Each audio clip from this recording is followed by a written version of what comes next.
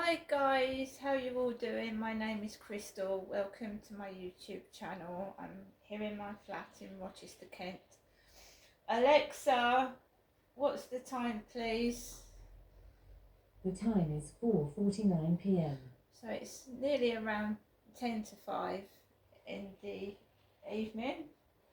I'm just gonna go through my posts.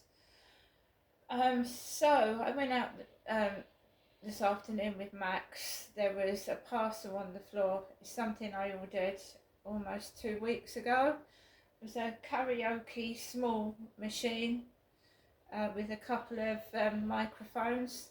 I do a lot of karaoke, and I actually lost my karaoke microphone, so I thought I'd just try it out, check it out. So in my previous video, I actually tested it out. I tested this out. I just wanted to show you it a bit better close up. So for roughly about £5 from eBay, I got this karaoke speaker with 2 microphones, Bluetooth, charge it up. Get 2 of these. It comes in different colours. I chose blue. 2 microphones. The whole family can have fun singing to songs on the Bluetooth. And it came in this box. Colourful karaoke sound system. And it came in this grey package.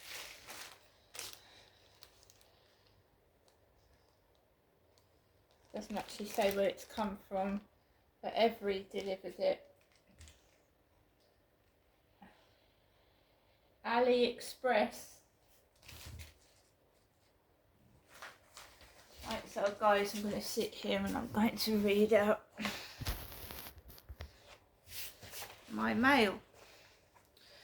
Mine Crystal's post. So that parcel was on the floor and I picked it up, and for safety I put it into my mailbox that's got a key.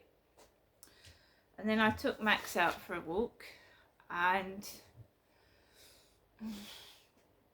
I walked across the road, and one guy walked past me. I walked across, walked up towards the fields, and there was just one guy with a bicycle leaning up against the fence at the top where guys go fishing, and he had a grey top on, but it was a sweatshirt. It wasn't a t-shirt, it was a sweatshirt. And he was drinking on the floor. So he was drinking and he was by his bicycle. I walked past him, and then a female jogger jogged past me.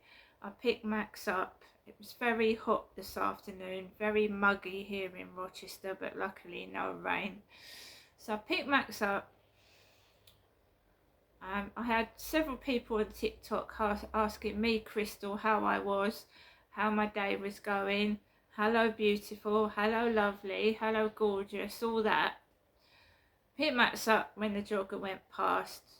I'm happy with myself. I'm happy with everything I've got. No, I haven't got a lot of money, but I don't beg and I don't borrow and I don't steal. I just get on with my life. I managed to get some food this morning. My mother had rung me. I haven't even listened to the answer phone message yet. I should, I know. On the field was a rotten piece of melon with ants crawling all over it. So just, you know, the usual shit. Crap on the fields, empty wrappers, unwanted food, shit, bugs, etc. Walked past the tents, and then this jogger kept jogging around me, and I had to keep picking Max up, and Max was hot, and Max just didn't want to know. So I picked everything. I just keep my eyes out now, looking back and to the front and to the side of me, because, you know, I don't want to get an altercation with a jogger. I do believe that possibly was the guy that told me to fuck off some months ago on the field, or he was similar looking to the guy that told me to fuck off. So this guy was jogging past me. He had like a bald head and glasses, about 5 times. And I just got the gist someone was trying to wind me up, and I was just keeping cool, calm and collected, and I've been doing that a lot lately. So I just walked around the fields, and then I came off, and then it was almost nearly walking past my double.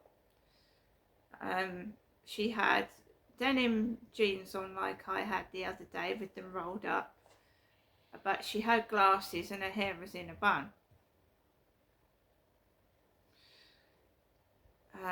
Walked past that, and I walked on the side of the road, and I saw one of my neighbours. And the neighbours that had said fuck off and move.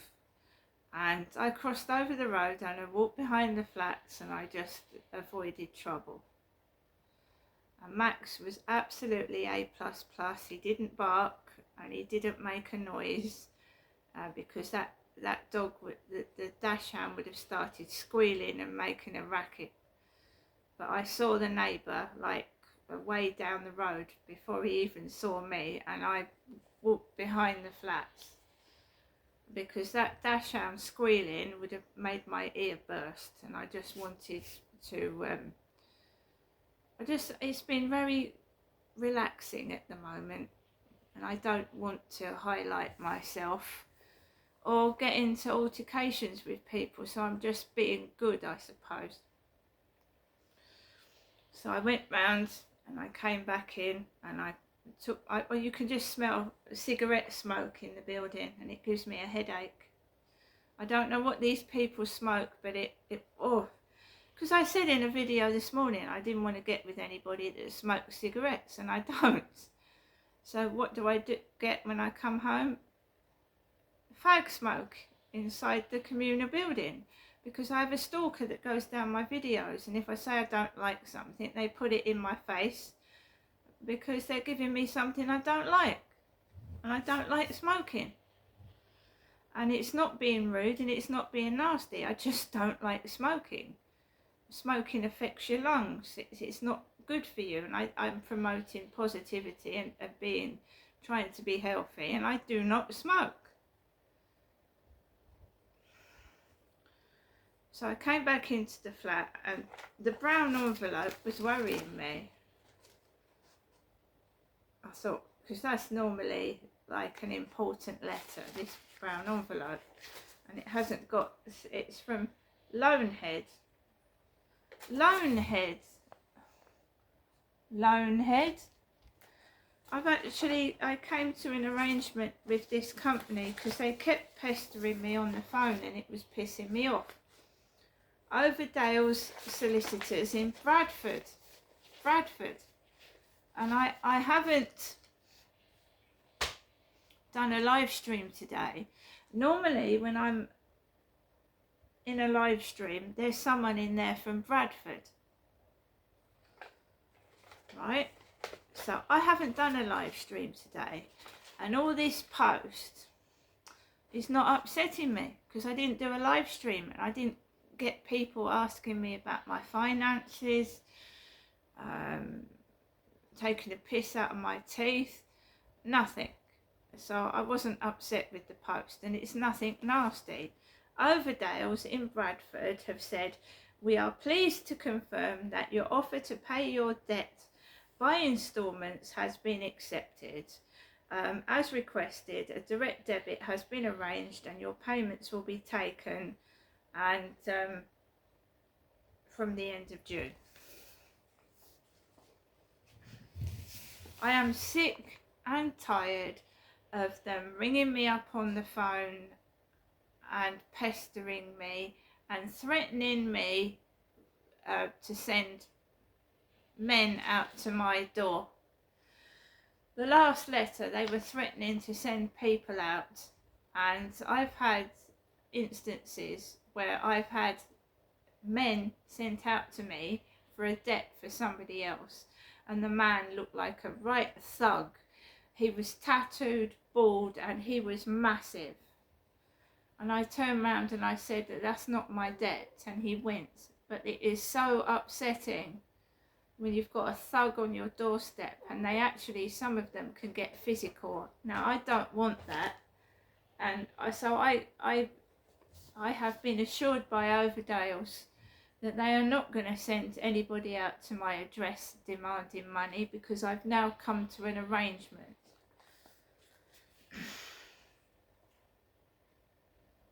It's going to take a while to pay off, but it'll stop them threatening me with thugs. The next letter is from Hyde Housing, my landlord, and someone must have mentioned a fire risk, a risk of fire. This was dated the 4th of June. As part of our management of your block, and to ensure Hyde is compliant with current fire safety policies and legislation, we carry out monthly inspections to check your block is free from fire risk and all emergency access routes are clear of obstruction. In addition to this, Hyde Fire Risk Officers carries out inspections, and following a recent visit to your block, we have been advised some residents are leaving items outside their flat front doors in the communal areas.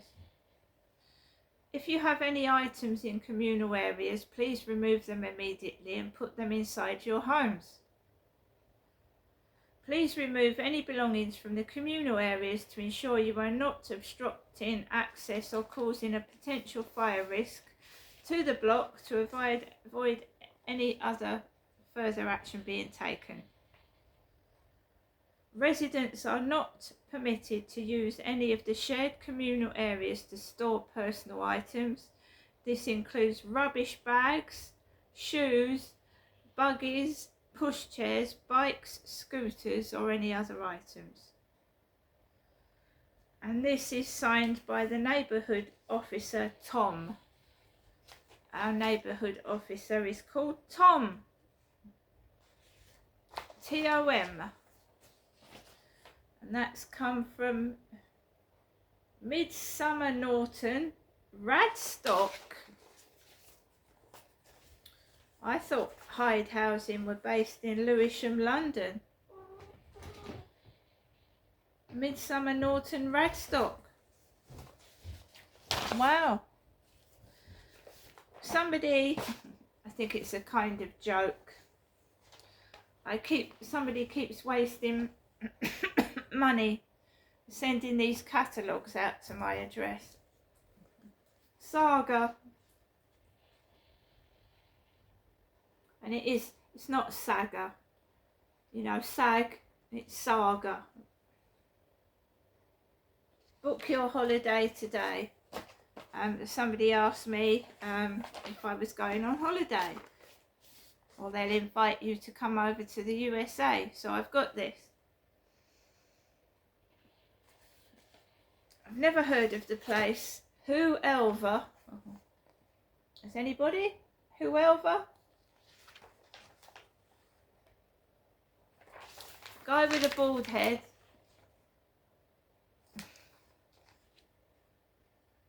Spain.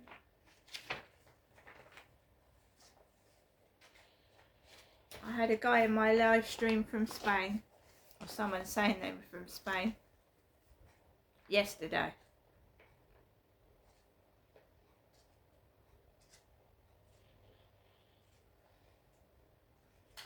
So someone's having great fun sending me holiday catalogues. I haven't been on holiday for 12 years. Over 12 years. I'm quite happy on solid ground, thank you. I don't, aeroplanes would terrify me. I'd be terrified the aeroplane crash. It's bad enough going on a bus or a train. No, I wouldn't fancy going on an aeroplane anywhere, so it doesn't bother me, to be fair. Today for me has been fantastic. I've had no problems. I'm keeping myself to myself. And I'm not really, being bad.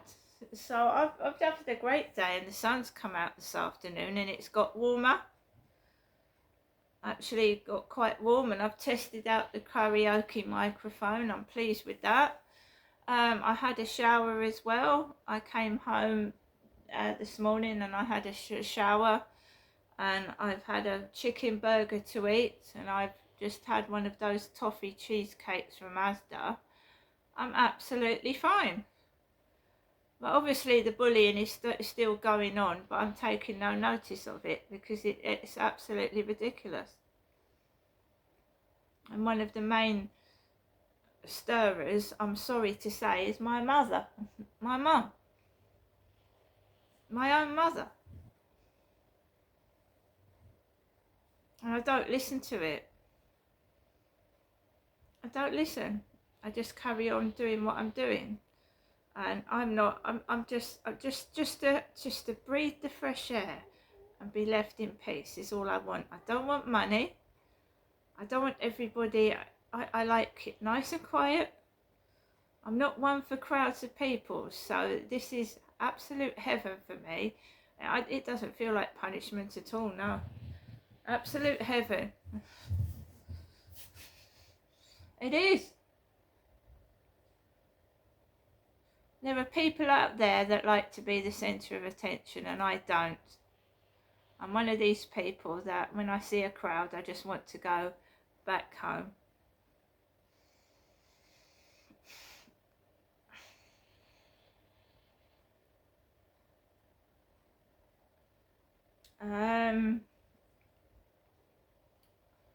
You have to get stuff to eat. So yeah, I got some food, and I'll probably have to get some food at the end of the week, and then I've got to last till the end of next week. So yeah, I have to get food to eat. I'm not frightened to go outside my home. I wouldn't say that. Sometimes it feels uncomfortable because I have a stalker, and I think that's just being done on purpose. I don't know what that is supposed to be achieving, but it doesn't stop me going outside. He doesn't scare me. He's a nuisance. He gets on my nerves, but I'm not scared of him, when they get like creepy looking blokes to walk behind my back as well when I'm on the field, it don't scare me because I just get out of the way and let them walk past. They've been doing that wherever I lived. They did it up in Gloucestershire. They put replicas of my father up in Gloucestershire, and I was even, aren't you frightened your dad might come up here? I said no, I'm not. My dad's dead now. They used to frighten me with doubles of my dad because I told someone what my dad did to me and showed them photographs of my dad, and there was replicas of my father on the streets. This is a long-term stalking and harassment thing that's been going on for years. It's not just down here. And I would never get with somebody like Charlie. It's nothing to do with looks. It's the way he lied to me. He lied to me. Right? I spoke to him, genuine person. Thought I'd made a friend, like walking around the field, walking my dog, and he, just turned into a lech. And so it's nothing to do with taking the piss out of what someone looks like. I'm just being honest about the way he looks. It's no good saying he's got hair when he hasn't and teeth when he hasn't. I'm just being honest. It's not taking the piss, especially when he took the piss out of me and told lies to my face. Right? I mean, he doesn't care. He still walks about. He doesn't care. Most of my perpetrators, and my dad was one of them, walked about knowing nothing would be done about it. They don't give a shit. And why should I feel afraid to walk outside when it's them that have done stuff to me? It's them that should be ashamed, not me. Alexa, LBC Radio. LBC London from the Global Player. Shaft says this: Tom, Greta Thunberg was not kidnapped. She knowingly and illegally entered Israeli territorial waters, fully aware it was against the law. Israel detained her and others in accordance with international maritime law, the same way the UK Coast Guard detains people crossing the channel in small boats. This was a detention, not an arrest, and certainly not a kidnapping. You can't argue that Israel controls Gaza and bears full responsibility for it, then object when a high-profile activist is legally stopped after repeated warnings in sovereign waters. If migrants are detained in the channel, no one calls that, quote, kidnapping, says Shah. That's something you agree with? That the language here is hyperbolic to describe it as a kidnapping of Greta Thunberg and her crew. There's been a lot of support from huge amounts of support for them online, various celebrities backing their campaign as part of the flotilla to go and break that blockade. And two things can be true at the same time, can't they? It can be true that Israel needs to get more aid into Gaza. That, I think, is a racing certainty. And it can also be true that this isn't a serious attempt at breaking that blockade. They had 100 kilograms of flour on board the boat, which is, as a listener pointed out, they could fit into the boot of the car. As The Guardian puts it, and I think they're right to put it, it's a symbolic attempt to break the blockade of Gaza. So how seriously do you take the endeavours of Greta Thunberg and others at the point that they're making, which is to draw attention, really, to the plight of Gazans, to move for Palestinian liberation is what I think Greta Thunberg talks about. And you can certainly understand the necessity to move to liberation for the Palestinian people, certainly from occupation, which is what Israel are under international law. They are occupiers. But you also wonder about liberation from Hamas. Would that not be a good thing for the Palestinian people, for the people of Gaza, to be liberated from Hamas as well? 03456060973. Do you support what Greta Thunberg has been doing, has been attempting to do?